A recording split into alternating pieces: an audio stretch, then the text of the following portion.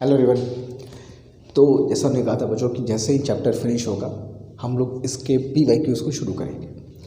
तो vector space में हम लोग जो भी अब तक पढ़ा है, अब सबसे पहले हमारा काम ये होगा कि वेक्टर स्पेस के हम प्रीवियस ईयर से क्वेश्चंस को देखें और ये समझें कि इनके क्वेश्चंस के पूछने का पैटर्न क्या है। आई बिलीव को अगर हम लोग जो अभी PYQs करेंगे हम लोग इसमें पिछले 10 साल 2022 से लेकर 2013 तक के जितने भी क्वेश्चंस हमसे पूछे गए हैं एग्ज़ाम में, वो सारे क्वेश्चन को लोग डिटेल में बहुत थॉरली डिस्कस करेंगे। और जैसा कि मैंने कहा था कि कोई भी एग्जामिनेशन की प्रिपरेशन करने के पहले उसके बारे में बहुत अच्छे से हमको पता होना चाहिए। अब किसी चैप्टर से क्वेश्चंस कैसे आते हैं, क्या उनका पैटर्न है, क्या उनका डिफ़िकल्टी लेवल है, वो चीज़ें हमको तभी क्लियर होंगी जब हम प्रीवियस ईयर से क्वेश्चंस को उठाएंगे, देखेंगे, उनको सॉल्व करने की कोशिश करेंगे, मगर रैंडमली नहीं। रैंडमली क्वेश्चन सॉल्व नहीं करते। सबसे पहला काम ये होता है कि किसी चैप्टर के PYQs करने से पहले हम उस चैप्टर को थोड़ी अच्छे से पढ़ लें, फिर चेक करें कि हमसे क्वेश्चंस हो पा रहे हैं कि नहीं। हो पा रहे हैं मतलब हमारे पढ़ने का तरीका सही है, नहीं हो पा रहे मतलब कहीं कुछ कमी है, हमको और अभी काम करने की ज़रूरत है, लेवल अप करना है, कुछ और डीप में जाना है, प्रैक्टिस ज़्यादा करनी है। ये सब हमको पता लग जाएगा जब हम लोग PYQs क्वेश्चन सॉल्व करेंगे। तो आज के इस सेक्शन में हम लोग वेक्टर एनालिसिस के 2013 से लेकर के 2022 तक में जितने भी प्रीवियस ईयर्स के क्वेश्चंस पूछे गए हैं वेक्टर्स के, वो सारे क्वेश्चंस को सॉल्व करेंगे और देखेंगे जो हम लोग पढ़े हैं उसके बेस पर हम लोग क्वेश्चंस को सॉल्व कर पा रहे हैं कि नहीं। ठीक है, तो फिर जैसे ही ये वेक्टर्स हमारा फिनिश होगा आज के बाद हम लोग शुरू कर देंगे काइनेमेटिक्स और अपने सिलेबस को कोर्स को बहुत जल्दी सही समय पे फिनिश ऑफ करने के लिए हम लोग बहुत जल्दी क्लास 12th का भी सिलेबस साथ में शुरू करेंगे। और जैसे कि मैंने कहा था कि तुम्हें से बहुत बच्चे ऐसे भी हैं जो CUT को लेकर बहुत परेशान हैं और उसको भी साथ लेकर चलना चाह रहे हैं। तो ये दोनों चीज़ कैसे किया जाए, इसमें हमको उलझना नहीं है, एक प्रॉपर माइंडसेट के साथ एक प्लान्ड वे में आगे बढ़ना है। ठीक है, चलो उसकी बात हम एक सेपरेट क्लास में ज़रूर करेंगे कि हमको नीट और CUT अगर हमारा दोनों टारगेट है, जिनका नहीं है कोई दिक्कत नहीं है, जिनका है तो कैसे मैनेज करना है। ठीक है, तो चलो फिलहाल हम लोग आज के क्लास को शुरू करते हैं। इसमें हम लोग सबसे पहला क्वेश्चन जो कि 2022 में पूछा गया क्वेश्चन है, ये मैं लिखना रह गया, 2021 का ये वेक्टर का क्वेश्चन है। ठीक है, अच्छा बताओ, तुमको अगर याद हो तो वेक्टर शुरू होने के पहले ही क्लास में तुमको मैंने बात कहा था कि वेक्टर्स के क्वेश्चंस का अब जो तरीका है, अब जो पूछे जा रहे हैं, पिछले 3-4 साल की बात करोगे तो वो थोड़ा सा एप्लीकेशन बेस्ड है। मतलब वेक्टर्स से डायरेक्ट क्वेश्चन नहीं है। वेक्टर्स का एप्लीकेशन तो हर चैप्टर में हम जानते हैं, जहाँ भी वेक्टर्स की बात होगी, जहाँ वेक्टर क्वांटिटी की बात होगी, इस चैप्टर का काम आएगा। तो अब जो क्वेश्चंस पूछते हैं वो एप्लीकेशन बेस्ड पूछते हैं कि वेक्टर्स में हम लोग जो पढ़े वो इलेक्ट्रिक फील्ड में अप्लाई कर पा रहे हैं कि नहीं, मैग्नेटिक फील्ड में अप्लाई कर पा रहे हैं कि नहीं। तो एप्लीकेशन बेस्ड क्वेश्चन हमको ज़्यादा मिल रहे हैं। अब ये क्वेश्चन देखो है, ये प्योर वेक्टर क्वेश्चन नहीं है। एक वेक्टर में जो चीज़ें हम पढ़े हैं उसको एक चीज़ में अप्लाई करके तुम्हारे सामने पेश किया गया, तुम्हारे सामने पेश किया गया।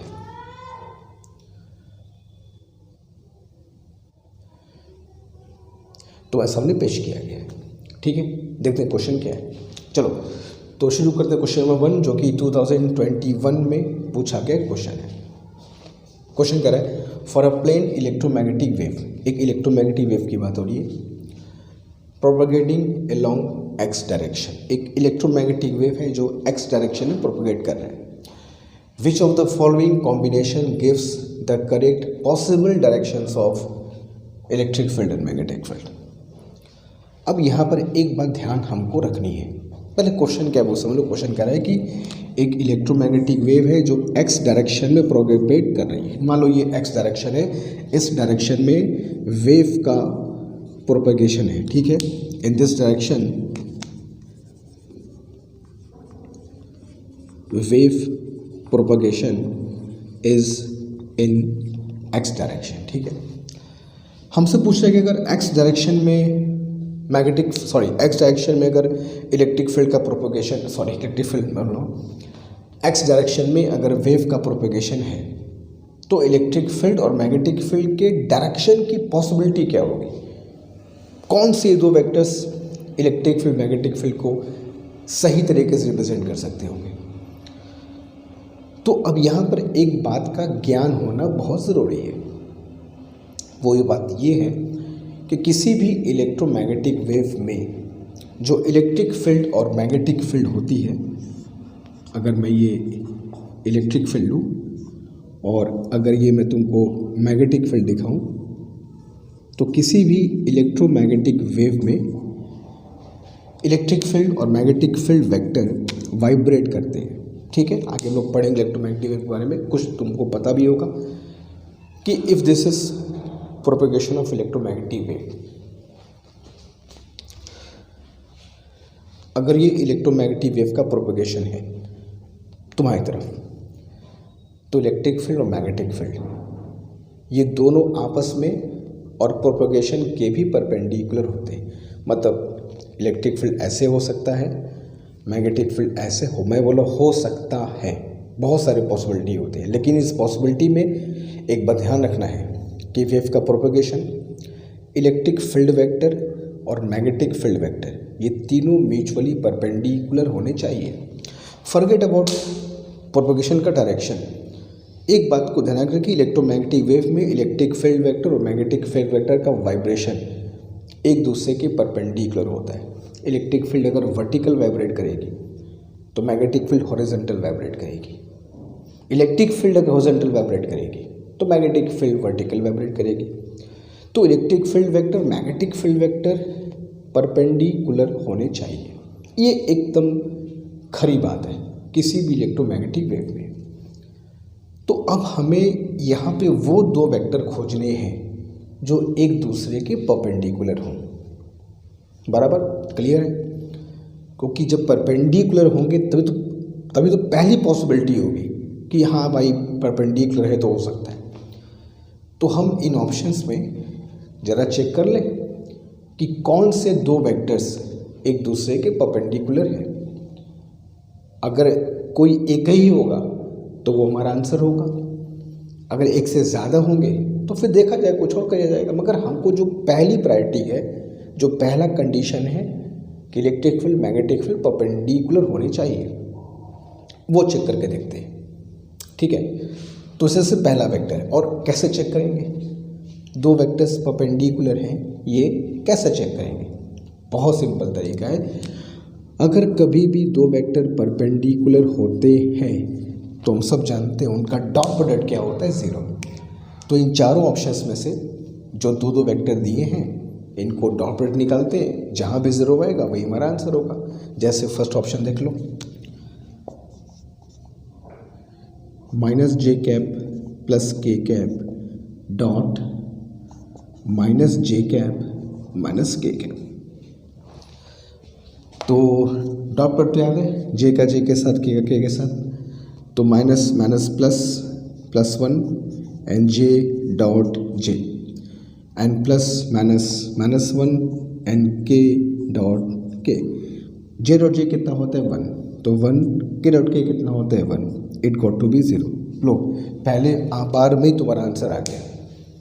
बाकी ऑप्शंस तुम चेक कर लोगे, कहीं तुमको मिलेगा। जैसे इसका इसके साथ डॉट पर निकालोगे तो j डॉट j किया, j डॉट माइनस j किया तो कितना आएगा -1, k डॉट k किया, k डॉट माइनस k किया तो कितना आएगा -1 is equal to -2, -j dot minus j कितना आएगा 1, plus k dot plus k कितना आएगा +1 again 2, j dot j is 1 plus k dot k is 1 again 2।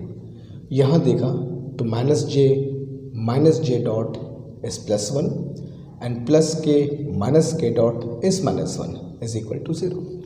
तो इन चार में से ये तीन वेक्टर आपस में परपेंडिकुलर नहीं है। तो ये कभी किसी कंडीशन में इलेक्ट्रिक फील्ड मैग्नेटिक फील्ड को एक्सप्रेस नहीं करेंगे किसी भी इलेक्ट्रोमैग्नेटिक वेव में, क्योंकि वो दोनों को परपेंडिकुलर होना ही है। तो this is the your first option जो कि करेक्ट है।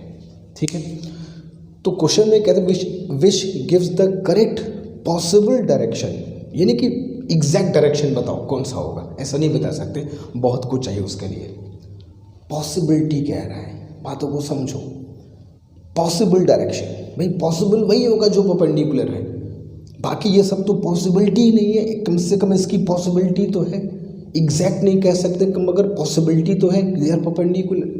यहाँ तो परपेंडिकुलर ही नहीं है, पॉसिबिलिटी को चांस ही नहीं हो सकता। तो जो दो वेक्टर्स आपस में परपेंडिकुलर होंगे वही इलेक्ट्रोमैग्नेटिक वेव में इलेक्ट्रिक फील्ड मैग्नेटिक फील्ड को रिप्रेजेंट कर सकते हैं। That's it. तो option number 1 is correct answer. ठीक है, बहुत आसान क्वेश्चन था।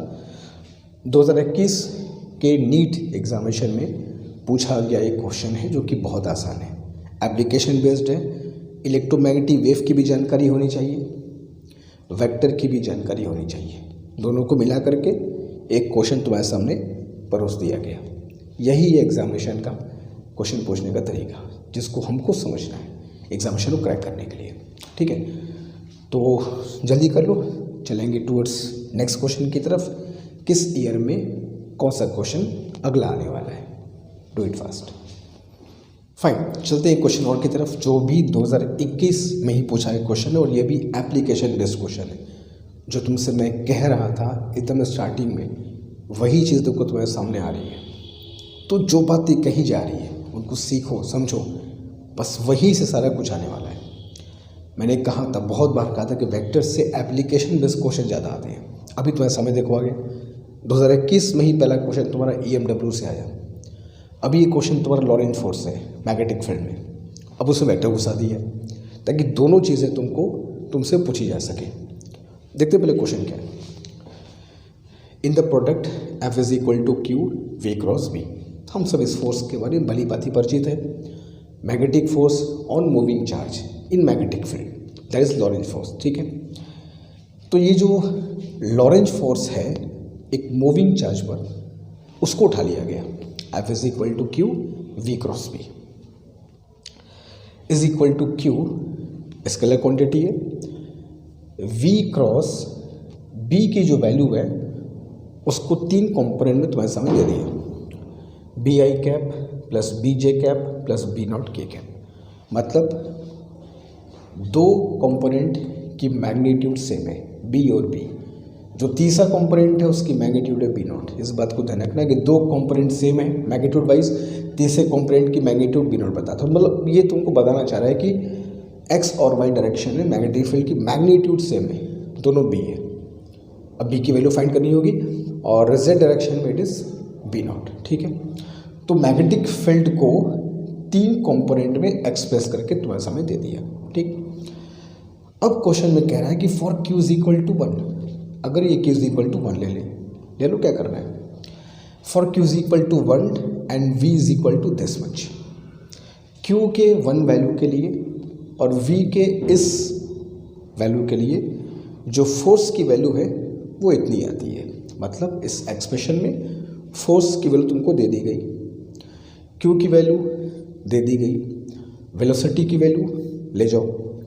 तो पूछा क्या है, ये जो मैग्नेटिक फील्ड है इसके 3 कंपोनेंट है B, B और B0, इनकी वैल्यूज फाइंड करनी है। मतलब मैग्नेटिक फील्ड का कंप्लीट एक्सप्रेशन क्या होगा तीनों अलग अलग कंपोनेंट्स में, वही तुमसे क्वेश्चन पूछा गया कि what will be the complete expression for magnetic field. Magnetic field का कंप्लीट एक्सप्रेशन क्या होगा वेक्टर फॉर्म में, जो यहाँ पे रख कर इस इन वैल्यूज़ को सेटिस्फाई करता हूँ। क्वेश्चन एकदम क्लियर है।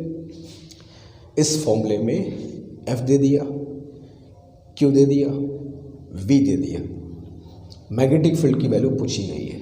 बस इतना सा बात ध्यान रखना। ठीक है, चलो इसको स्टार्ट करने के पहले ये चीज़ को जो हम लोग पढ़े थे, वेक्टर्स का क्रॉस प्रोडक्ट निकालने का एक आसान शॉर्टकट तरीका, उसको भूलना नहीं। ठीक है, like I cross J is equal to K, J cross K is equal to I, K cross I is equal to J. और एरो के उल्टा गए तो नेगेटिव था, जे क्रॉस आई माइनस के, आई क्रॉस के माइनस जे, के क्रॉस जे माइनस आई। इसकी हमको ज़रूरत पड़ेगी। चलो, तो क्यू तो हो गया 1, हटाओ क्यू को। फोर्स की वैल्यू क्या है दिस मच, तो 4i cap minus 20j cap plus 12k cap, अच्छी बात है, इज इक्वल टू क्यू हो गया 1, v की वैल्यू दिस मच है 2i cap plus 4j cap plus 6k cap cross b, और b की वैल्यू है bi cap plus bj cap plus b not k cap. ठीक है, यही b और b नॉट की वैल्यू फाइंड करके मुझे पुट करना है, हमारा मैग्नेटिक फील्ड का कंप्लीट एक्सप्रेशन आ जाएगा। देख भी सकते हो x और y कंपोनेंट का मैग्नीट्यूड हर जगह सेम है। ठीक है, यही b फाइंड करना है, b निकल गया तो तुम्हारा दोनों कंपोनेंट आ जाएगा। तो एक्चुअली तो बस 3 नहीं 2 अननोन है, बात समझ रहे हो, क्योंकि 2 अननोन तो सेम ही है। तो 2 अननोन है, अगर 2 इक्वेशन बन जाए तो उसको सॉल्व कर सकते हैं। कैसे बनेगा, शॉर्टकट देकर देखो। रिजल्ट हमें इसको इसके साथ क्रॉस मल्टीप्लाई करने पर ये मिल रहा है, बराबर, क्लियर है। फिर से बोलो, v क्रॉस b करने पर f मिल रहा है। तो ये रिजल्ट मुझको मिला है इस वेक्टर को इस वेक्टर के साथ क्रॉस मल्टीप्लाई करने पर। अब इसी का फायदा उठाते हैं, कैसे। फर्स्ट कंपोनेंट पकड़ लो, आई कैप। आई कैप कब मिलता है, जब जे और क्रॉस का मल्टीप्लाई होता है। जे cross K is I, K cross J is minus आई। ठीक है, और तो कभी नहीं मिलता। तो जे और के को पकड़ो, इधर का भी जे और के, उधर का भी जे और के, दो कैसे मिलेगा। तो आई का कोफिशिएंट है 4, तो 4 इज इक्वल टू यहाँ का जे और के, यहाँ का जे और के लेकर के कहानी चलते, मतलब यहाँ के जे का के साथ मल्टीप्लाई करो और यहाँ के का इसके जे के साथ मल्टीप्लाई करो, क्योंकि और आई कैप कहीं मिल ही नहीं सकता, कभी नहीं। आई कैप कब मिलता है, या जे क्रॉस के करने पर या के क्रॉस जे करने पर, और कहीं नहीं मिल सकता ना। तो यहाँ के जे का इसके साथ के साथ पकड़ लो, यहाँ के को इसके जे के साथ पकड़ लो। ठीक है, देखो तो पहले इसका जे इसका के, तो 4 इंटू बी नॉट, तो 4 B naught plus J cross K, तो जे क्रॉस के इज आई, तो ये हो गया तुम्हारा आई। ठीक है, मैं यहाँ पे आई लिख देता हूँ ताकि हम लोग कंपेयर कर सकेंगे। प्लस अब इसका के इसका जे, तो 6 इंटू बी, तो 6b एंड के क्रॉस जे, तो K cross J minus I, तो माइनस आई। ठीक है, तो अगर मैं आई को हटा के सिर्फ कोफिशिएंट कंपेयर करूं तो क्या मेरा 4 is equal to 4b naught minus 6b, equation number 1। अब आओ जे को पकड़ो, जे कब मिलता है यार, जे आई क्रॉस के करने पर या के क्रॉस आई करने पर, और तो कहीं मिलेगा नहीं। तो इधर वाले के आई के को उधर वाले आई और के साथ बढ़ा दो।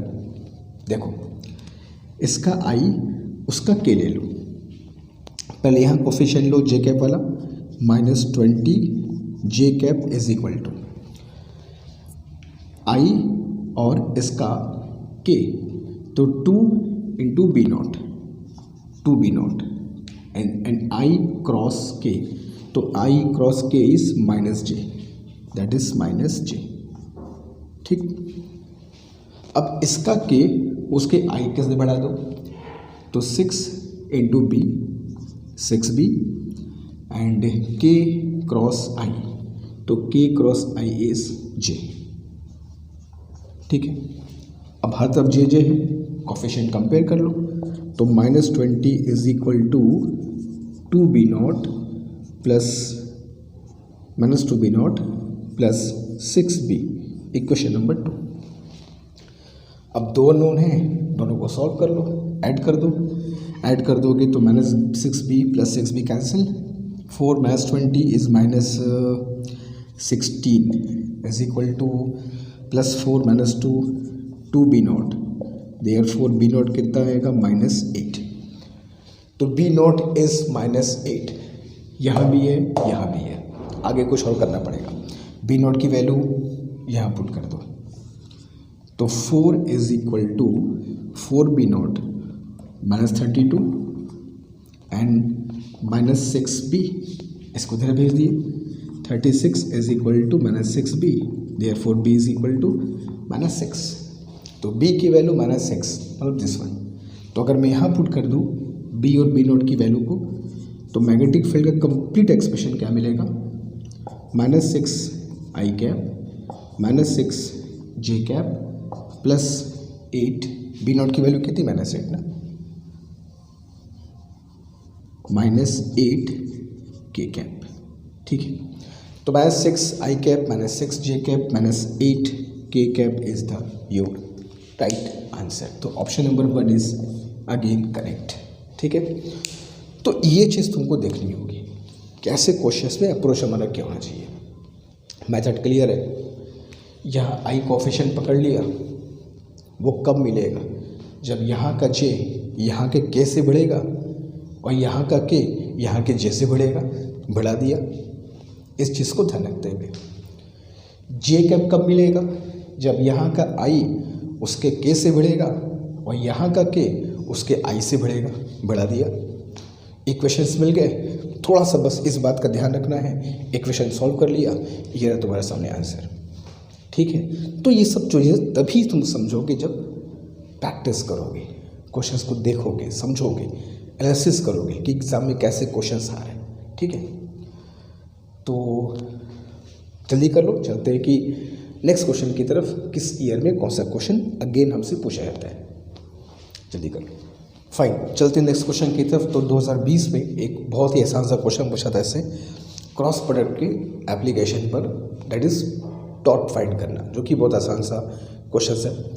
तो ऐसे क्वेश्चन तुमको मिल सकते हैं जहाँ कुछ नहीं करना, बस दो वेक्टर का क्रॉस प्रोडक्ट निकाले, काम खत्म करना है, ठीक है। वही क्वेश्चन तो यहाँ पूछा गया, कह रहा है कि find the torque about the origin, और जो फोर्स और पोजीशन वेक्टर दी है वही बहुत आसान है। अब आई डोंट नो, शायद वो साल ही ऐसा था कि आसान क्वेश्चन आ गया, बट इतना आसान क्वेश्चन बनते नहीं जनरली, ठीक है।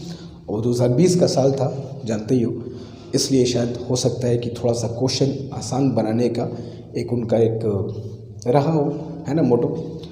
बट जो भी है, देखते हैं क्या है। Find the torque about the origin, origin के अबाउट टॉर्क निकालने की बात हो रही है।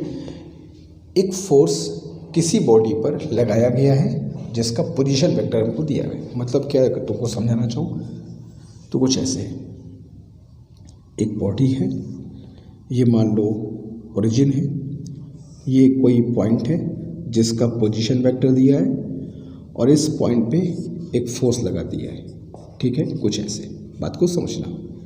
And this is is origin, ठीक है। तो ओरिजिन के अबाउट हमें इस फोर्स का टॉर्क फाइंड करना है, ठीक है। तो टॉर्क का फॉर्मूला, जैसा कि हम लोग बहुत अच्छे से पढ़े हैं, R क्रॉस F होता है, ठीक है। रोटेशन मोशन में आएंगे तो टॉर्क की हम लोग और भी ढेर सारी बातचीत करेंगे। फिलहाल ये फॉर्मूला जानते हैं कि पोजीशन वेक्टर, जहाँ पर हमने फोर्स लगाया उस पॉइंट का पोजीशन वेक्टर ओरिजिन के रिस्पेक्ट में R, और फोर्स का क्रॉस प्रोडक्ट ही हमारा टॉर्क होता है। तो देखिए, इस फिगर को ध्यान रखना, बात अच्छे से क्लियर होगा कि R जो दिया है वो क्या है, फोर्स जो दिया है वो क्या है, ओरिजिन जो कह रहा है उसका मतलब क्या है। Now R cap is 2k cap, 2k cap, and vector F is 3j cap, ठीक। तो 2 3 जा 6, एंड अंदर क्या मिला, k क्रॉस j। अब k क्रॉस j अगर कभी ध्यान से उतर जाए तो रिस्क नहीं लेने का, बिल्कुल भी रिस्क नहीं लेने का, एकदम टू द पॉइंट। j क्रॉस k इज I, बट मुझे के क्रॉस जे चाहिए, तो K cross J is minus I, तो विल गेट -6 न्यूटन मीटर। तो -6 newton metre is the right answer. ठीक है, तो बहुत आसान सा क्वेश्चन था, बट इसमें कभी कभी ऐसा भी आएगा कि हमें ओरिजिन के अबाउट नहीं फाइंड करना होगा, कोई एक दूसरे पॉइंट के अबाउट फाइंड करना होगा। तो देखेंगे उस क्वेश्चन को भी कैसे करें। ठीक है, तो जल्दी कॉपी कर लो। क्वेश्चन 4 देखते हैं किस ईयर का कौन सा क्वेश्चन है, जल्दी। फाइन, चलते क्वेश्चन 4 की तरफ।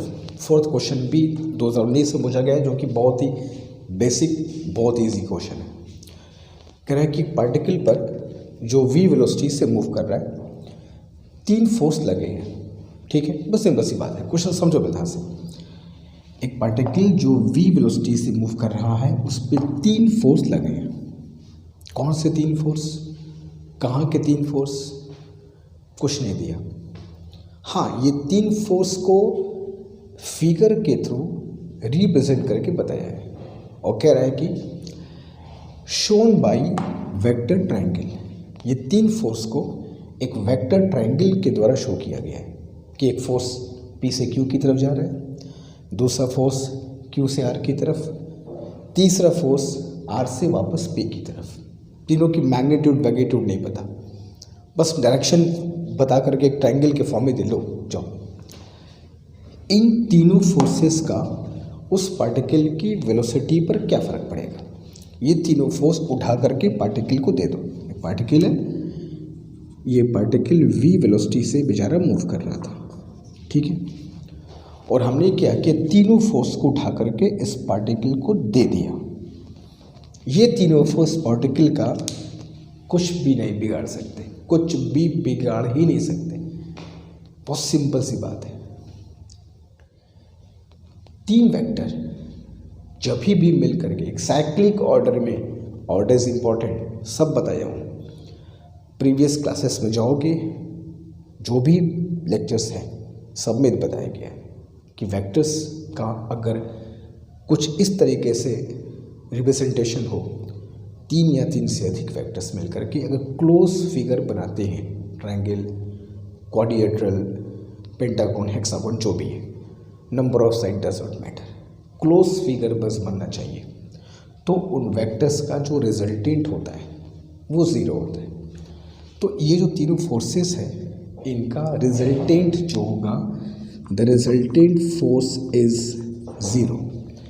तो क्लोज फिगर है ना, क्लोज फिगर का रिजल्टेंट इज 0। अगर कभी भी 3 या 3 से अधिक वेक्टर एक साइक्लिक ऑर्डर में चलते हुए क्लोज फिगर बनाते हैं, तो उनका रिजल्टेंट 0 है। तो ये तीनों फोर्स अगर इस पार्टिकल पर लग भी जाएंगे तो इस वेलोसिटी कुछ भी नहीं बिगाड़ सकते। इनके होने से इस पर कोई फर्क नहीं पड़ने वाला है। तो सिंपल सा आंसर है, the velocity of the particle will remain constant, एकदम कांस्टेंट रहेगा, ना मैग्नीट्यूड डायरेक्शन कुछ भी नहीं बदलेगा। ठीक है, तो नीट 2019 का जो बहुत बेसिक सा, बहुत सिंपल सा क्वेश्चन था। ठीक है, उम्मीद करें हम ऐसे ही क्वेश्चन आए, फटाफट सारे क्वेश्चन होते जाए। ठीक है, तो दिस इज क्वेश्चन 4th। चलते हैं 5th की तरफ, देखते हैं क्वेश्चन कौन सा और किस ईयर का है। Do it fast. Question number 5th बिल्कुल क्वेश्चन नंबर 3 की तरह है, बस एक छोटा सा फ़र्क है। इस फ़र्क को भी देखना है कि भाई क्वेश्चंस हैं तो एक ही जैसे, मगर दोनों में डिफरेंस क्या है। जो क्वेश्चन नंबर 3rd था, वहाँ पे टॉर्क हमें ओरिजिन के अबाउट निकालना था।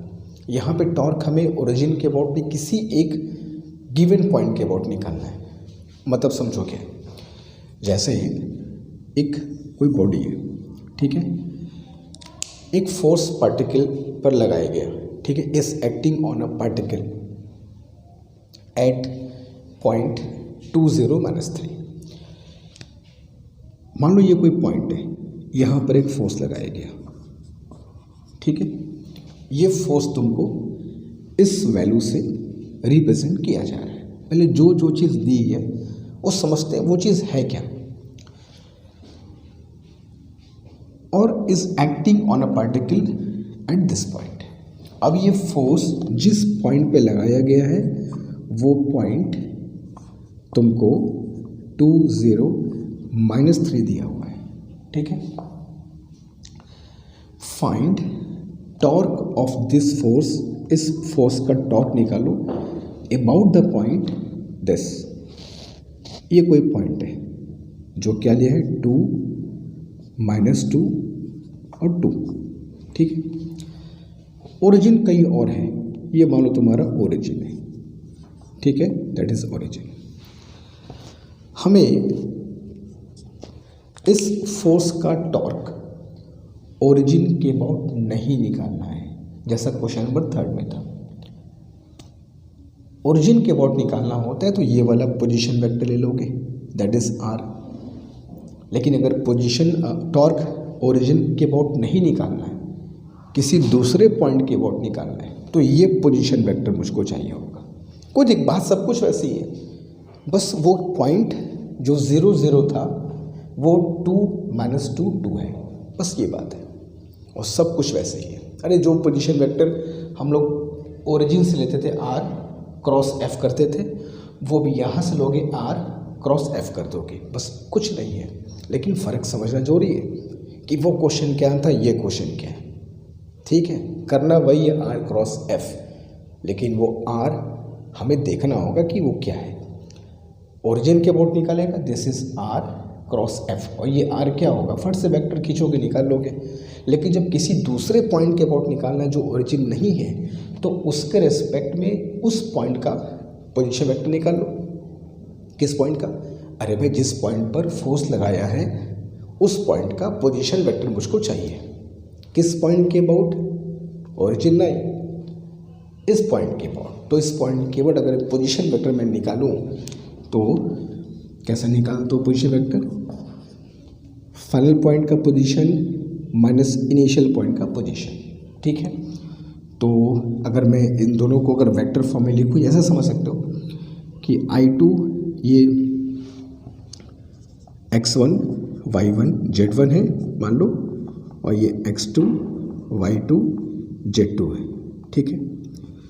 तो r इज इक्वल टू पहले x2 माइनस x1 किया तो क्या होंगे 0 i कैप, फिर y2 माइनस y1 तो 0 माइनस 2 किया तो 2 j कैप, फिर z2 माइनस z1 तो -3 -2 करोगे तो -5 k कैप।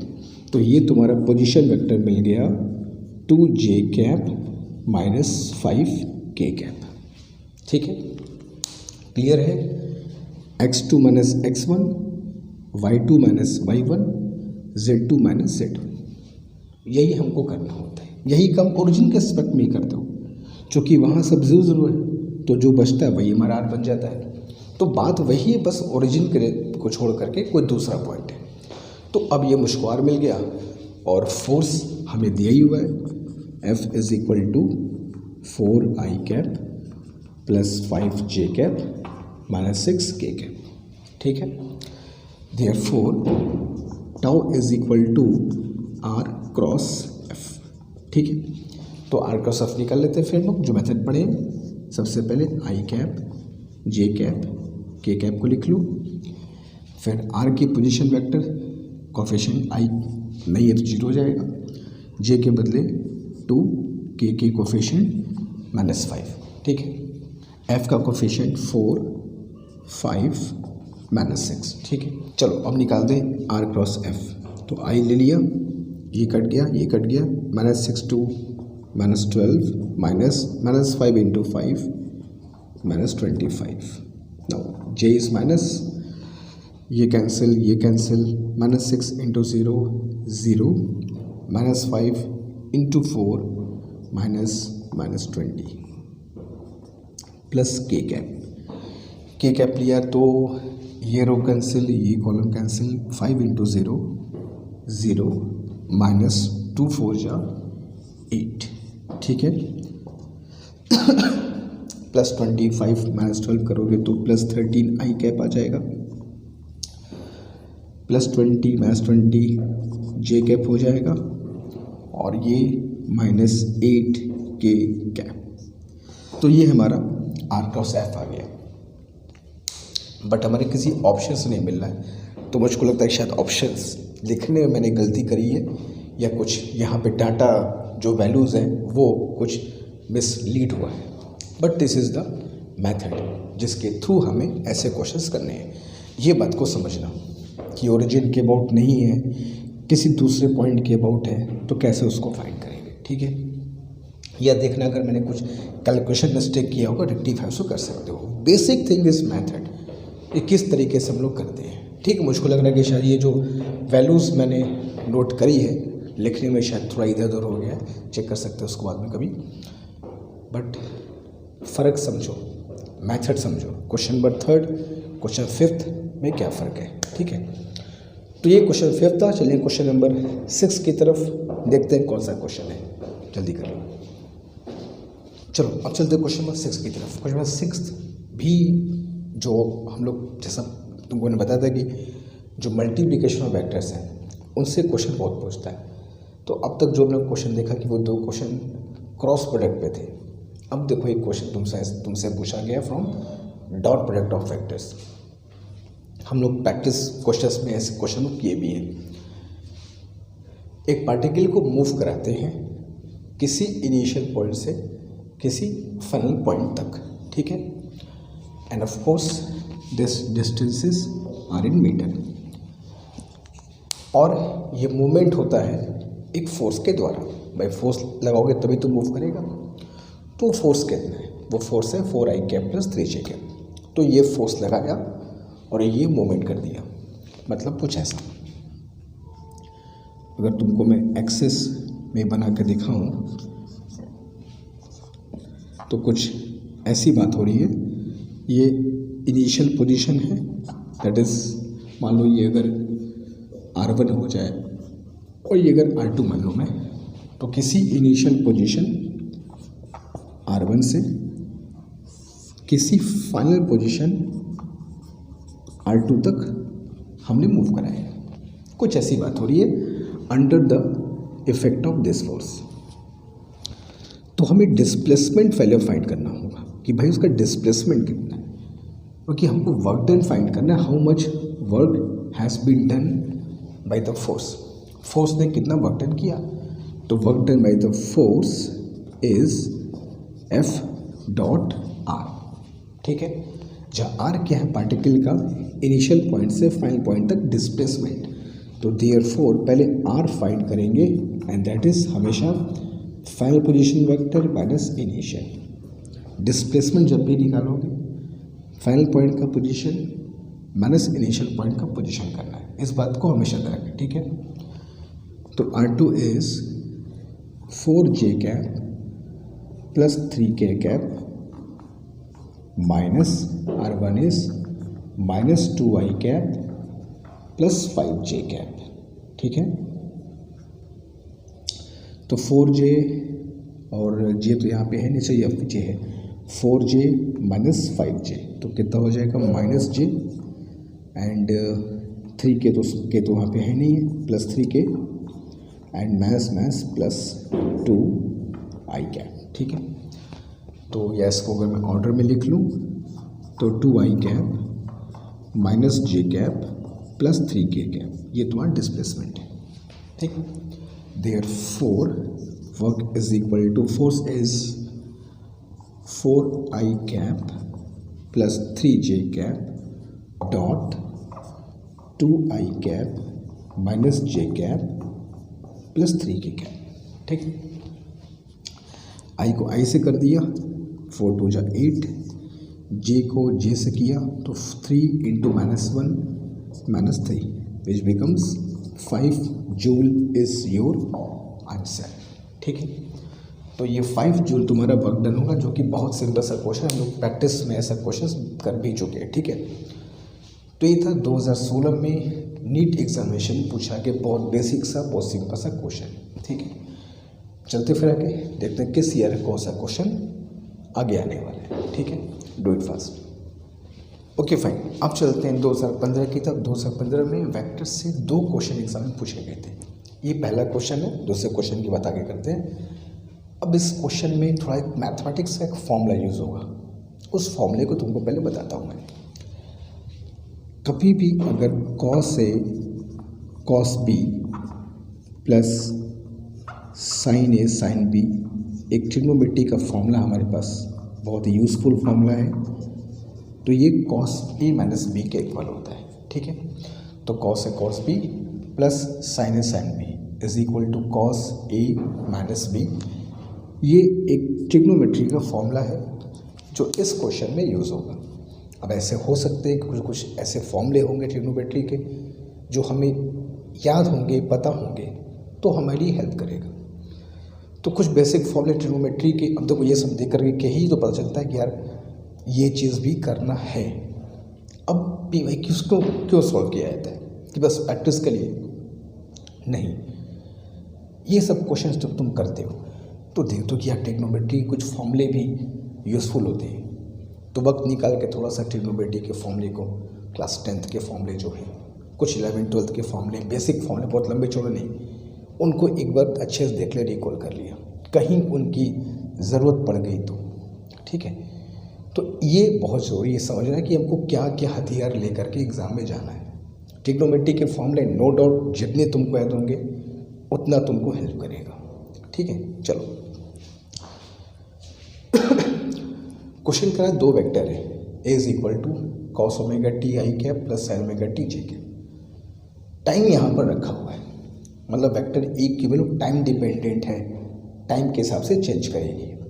वही हाल वेक्टर बी का भी है, cos omega T by 2 plus sine omega T by 2। तो दो वेक्टर हैं जो टाइम के हिसाब से चेंज कर रहे हैं, टाइम डिपेंडेंट वेक्टर्स हैं। किस वक्त, फंक्शन ऑफ टाइम का मतलब ये हो कि फंक्शन ऑफ टाइम का मतलब टाइम पर डिपेंड कर रहे हैं। Then the value of time, किस वक्त पर वो दोनों वेक्टर्स एक दूसरे के ऑर्थोगोनल मतलब परपेंडिकुलर होंगे। At what time they will be perpendicular to one another. A और बी किस वक्त परपेंडिकुलर होंगे ये पता करना है। टाइम की value when they are perpendicular, तो छोड़ो टाइम की वैल्यू यार, जब परपेंडिकुलर है तो सबसे पहले ये बात ध्यान रखना है, A dot B is equal to 0 रखते हैं की वैल्यू। तो cos omega T I cap plus sine omega T J cap dot B की value cos omega T by 2 I cap plus sine omega T by 2 J cap is equal to 0।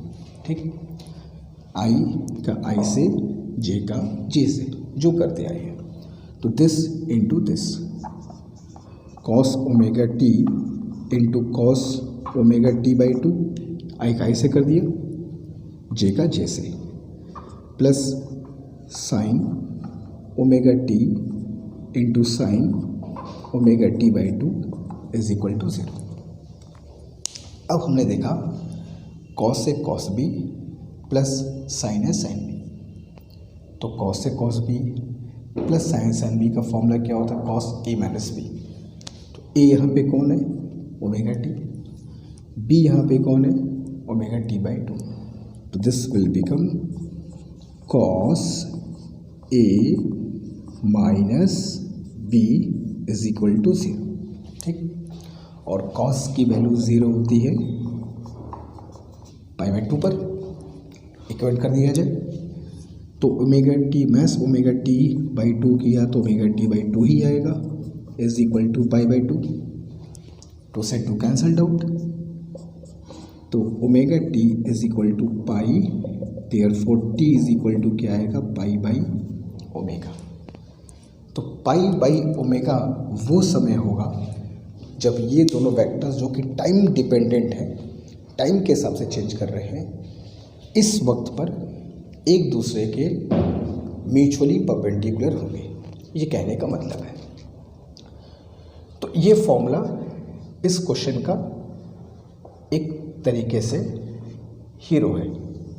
ये formula अगर नहीं clear है तो मुश्किल होगी। तो this formula is the hero of this particular question. ठीक है, क्या पता ये कभी किसी और क्वेश्चन में हीरो बन के सामने आ जाए, तो इस फॉर्मूले को याद रखना है। ठीक है, तो ये था क्वेश्चन नंबर 7। चलते हैं क्वेश्चन नंबर 8th की तरफ जो भी 2015 का ही एक क्वेश्चन है, ठीक है, इसको कर लो फिर चलते हैं उसमें, डू इट फर्स्ट। 2015 में ये दूसरा क्वेश्चन पूछा गया वेक्टर का, जो भी एक वेक्टर का एप्लीकेशन ही है। कह रहा है कि एक पार्टिकल पर हमने इतना फोर्स लगाया किसी पर्टिकुलर पॉइंट पे, ठीक है, alpha E cap plus 3j cap plus 6k cap, ये एक फोर्स है जो हमने पार्टिकल पे लगाया है। कहाँ पे लगाया है वो दिया है, 2i cap minus 6j cap minus 12k cap. अब हमें कह रहा है कि इस अल्फ़ा की वैल्यू बताओ जिसके लिए पार्टिकल का एंगुलर मोमेंटम कंजर्व होना चाहिए। अब रोटेशन मोशन में ये चीज़ उठा लिया है, फिर वही मैंने कहूँगा एप्लीकेशन बेस्ड क्वेश्चन है ये, सिर्फ वेक्टर की बात नहीं है, कुछ और भी कहानी है। रोटेशन मोशन में एक बात हम लोग पढ़ेंगे कि अगर कभी भी टॉर्क की वैल्यू 0 होती है तो इसका मतलब ये होता है कि जो उसका एंगुलर मोमेंटम होगा उसकी वैल्यू कंजर्व्ड होगी। In absence of torque angular momentum remains conserved, ये कहना है इस कंजर्वेशन प्रिंसिपल का। तो अगर एंगुलर मोमेंटम कंजर्व है जैसा क्वेश्चन में कह रहा है तो टॉर्क की वैल्यू 0 होगी। और टॉर्क की वैल्यू क्या होती है, टॉर्क की वैल्यू होती है r क्रॉस f, जिसकी वैल्यू 0 होनी चाहिए। तो अगर एंगुलर मोमेंटम कंजर्व है तो टाउ मस्ट बी 0। टाउ क्या होता है, r क्रॉस f। तो हम लोग करते क्या है, जरा r क्रॉस f निकालते हैं और चेक करते हैं अल्फ़ा की वैल्यू कितनी आती है, ठीक है। चलो, तो r cross f is equal to वही method i cap j cap k cap and i is, r की वैल्यू कितनी है 2 माइनस 6 माइनस 12 और f की वैल्यू कितनी है अल्फ़ा 3 एंड 6, ठीक। 2 माइनस 6 माइनस 12 अल्फ़ा 3 एंड 6 और ये कितना होना चाहिए 0, ठीक। करते हैं फिर, तो i को लिया, ये रो कैंसिल ये column cancel, 6 into minus 6 minus 36 minus minus 23 minus 36, ठीक है, माइनस 36 माइनस माइनस 36, जे के साथ नेगेटिव चलेगा, ये कैंसिल माइनस 12 इंटू अल्फ़ा, ठीक है, एंड माइनस 6 टू जा 12, ठीक, प्लस के, ये कैंसिल 3 टू जा 6 minus 6 alpha, this must be 0, ठीक है। तो ये तो तुम्हारा हो गया 0 and minus J, minus alpha minus 12, तो बाहर में ले लूँ तो प्लस हो जाएगा and 12 alpha plus 12 and minus 6, अगर नेगेटिव कॉमन ले लूँ तो ठीक है प्लस ही हो जाएगा, वो plus k cap and 6 plus 6 alpha is equal to 0। अब यहाँ पर अगर 0 है तो जे कैप भी 0 होना चाहिए और के कैप का कोफिशिएंट भी 0 होना चाहिए। तो ये कोफिशिएंट भी 0 करो, ये कोफिशिएंट भी 0 करो, इसको 0 करूँगा तो क्या मिलेगा 12 alpha plus 12 is equal to 0, alpha is equal to -1, इसको 0 होगा तो क्या करेगा 6 plus 6 alpha is equal to 0, alpha is equal to -1, यानी कि अल्फ़ा के -1 वैल्यू के लिए ये पूरा r क्रॉस f 0 हो जा रहा है और मोमेंटम विल रिमेन कंजर्व्ड। तो अल्फ़ा की वैल्यू क्या हो गई -1। सिंपल सा क्वेश्चन था, बस ये पता होना चाहिए कि मोमेंटम अगर कंजर्व कह रहा है तो टॉर्क की वैल्यू 0 होगी। टॉर्क क्या होता है r क्रॉस f निकाला 0 कर दिया, इक्वेशन बना, उस इक्वेशन में हमने देखा राइट साइड में अगर 0 है तो लेफ्ट साइड में सब 0 होना चाहिए, कोफिशिएंट ऑफ j भी 0 होना चाहिए, कोफिशिएंट ऑफ k भी 0 होना चाहिए। और ये दोनों value 0 alpha is equal to -1 पे सेटिस्फाई हो रही है। Simple, alpha is equal to -1 is right answer. ठीक है, तो ये था 2015 के 2 क्वेश्चन। चलते रहे इस क्वेश्चन की तरफ, डू इट फास्ट। क्वेश्चन 9 की तरफ चले। क्वेश्चन 9 2014 में नीट एग्जाम में पूछा गया क्वेश्चन। कुछ काइनेमेटिक्स का भी इसमें थोड़ा सा हिस्सा तुमको देखने को मिलेगा। लगेगा कि वेक्टर और काइनेमेटिक्स का दोनों का एक हाइब्रिड करके क्वेश्चन सामने आया है। क्वेश्चन कह रहा है कि एक पार्टिकल का पोजीशन टाइम के साथ बदलता है। t इज इक्वल टू 0 पर उसकी पोजीशन है 2 meter and 3 meter and t is equal to 0। ठीक, फिर t is equal to 2 second पर उसकी पोजीशन बदल के 7 मीटर हो गई। फिर 5 सेकेंड पर उसकी position at t is equal to 5 second position becomes 13 meter and 14 meter. ठीक, तो पहले वो A से जाता है B पर, फिर B से जाता है वो C पर। ठीक है, 0 पे A पे था, 2 सेकेंड बाद B पर पहुंच गया, 3 सेकेंड बाद वो 5 सेकेंड पर वो 5 सेकेंड बाद नहीं 5 सेकेंड पर वो C पर पहुंच गया। वेलोसिटी वेक्टर फाइंड करना है। वेलोसिटी का मतलब होता है टोटल डिस्प्लेसमेंट, ठीक है, डिवाइडेड बाय टोटल टाइम। तो velocity vector is total displacement upon total time. तो total time t is equal to 0 से यहाँ टाइम तो 5 सेकेंड का है। डिस्प्लेसमेंट फाइंड, तो डिस्प्लेसमेंट में सिर्फ फाइनल पॉइंट और इनिशियल पॉइंट को चेक करते हैं, ये सबको पता है। बीच में क्या हुआ है डज नॉट मैटर। तो डिस्प्लेसमेंट इज इसका पोजीशन माइनस इसका पोजीशन। तो अगर मैं वेक्टर फॉर्म में लिखूं तो 13 minus 2 that is 11 I cap, 14 minus 3 that is again 11 J cap. ठीक, that is metre. R2 minus R1, तो x2 माइनस x1 किया, 13 माइनस 2 11 डिस्प्लेसमेंट, 14 माइनस 3 किया 11 डिस्प्लेसमेंट, दैट इज 11 कॉमन निकाल लो, I cap plus J cap divide by 5। तो 11 by 5 I cap plus J cap. Simple सा question. तो ऐसे questions में तुमको बस ये देखना है कि इनिशियल पॉइंट से फाइनल पॉइंट तक वो डिस्प्लेसमेंट कितना है, बीच में क्या हुआ है उससे फ़र्क नहीं पड़ता। हमको वेक्टर वेलोसिटी फाइंड करना है जिसके डिस्प्लेसमेंट की ज़रूरत है, डिस्टेंस नहीं। तो displacement is initial and final. ठीक है, तो चलते फिर नेक्स्ट क्वेश्चन की तरफ, जल्दी कर लो इसको। ओके, तो ये लास्ट क्वेश्चन जो कि 2013 में पूछा गया है, और ये क्वेश्चन भी अभी हम लोग तुरंत इसके पहले किसी ईयर में पूछा गया क्वेश्चन नहीं। वर्क डन फाइंड करना है। एक यूनिफॉर्म फोर्स किसी बॉडी पर लगा है that is 3 I cap plus J cap, और पार्टिकल का मास दिया है, पता नहीं कैसे दिया देखेंगे। डिस्प्लेसमेंट दिया है from this to this. Work done find करना है कि वर्क डन क्या होगा। तो वर्क डन का फॉर्मूला अभी हम लोग पढ़े F.R। ठीक है, अब डिस्प्लेसमेंट कैसे निकालोगे, final position vector minus initial position vector, displacement निकल जाएगा। फोर्स दिया हुआ है, डॉट प्रोडक्ट निकालोगे, वर्क डन निकल जाएगा। तो अब इस क्वेश्चन का आंसर तुमको मुझको बताना है, वो भी सारे बच्चे इसको सॉल्व करके इसका आंसर मुझको कमेंट बॉक्स में बताएंगे कि वर्क डन की वैल्यू कितनी आ रही है, जो कि बहुत बेसिक सा क्वेश्चन है। सारे बच्चों का आंसर सही आना चाहिए।